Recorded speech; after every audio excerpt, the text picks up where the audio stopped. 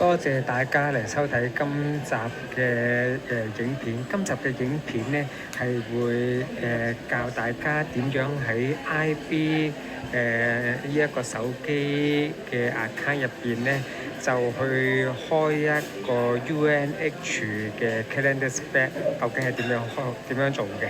咁首先呢，我哋呢就會先 search 呢個曲先，喺 search 個 engine 嗰邊呢打入呢個 UNH。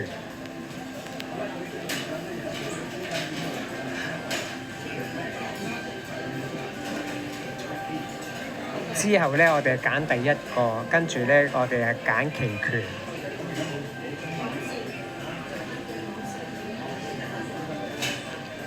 開到呢一個畫面之後呢，呢一個呢就係期權報價鏈嗰個畫面嚟嘅。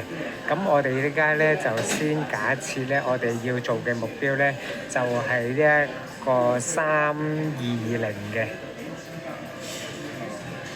我哋首先呢就會先撳咗嗰個 short size 先，係呢個最近價嘅我哋係 short 近 long 遠嘅。咁我哋呢就會 short 一個近嘅。咁我哋呢就係揀呢個7月尾到期嘅320 short size 嘅。你見到撳咗有紅色呢一個呢嘅標誌呢，就代表咗你係撳咗 short size 嘅。跟住同一時間，我哋揀3個月後嘅 long size 係同一個價格320嘅。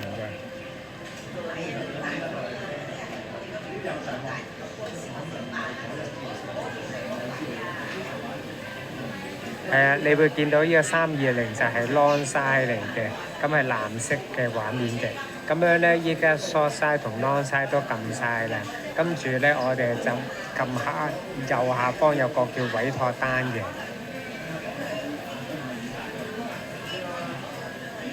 係啦，撳咗呢個委託單之後呢，呢一度呢就 set 嘅。係啦，咁呢一個呢個價格係點樣 set 呢？其實呢，你睇翻之前個你見右下方呢有個 preview 嘅，佢依家報緊呢個中間價呢，就係18.09嘅。咁我哋呢就會 set 呢一個掛呢一個18蚊嘅。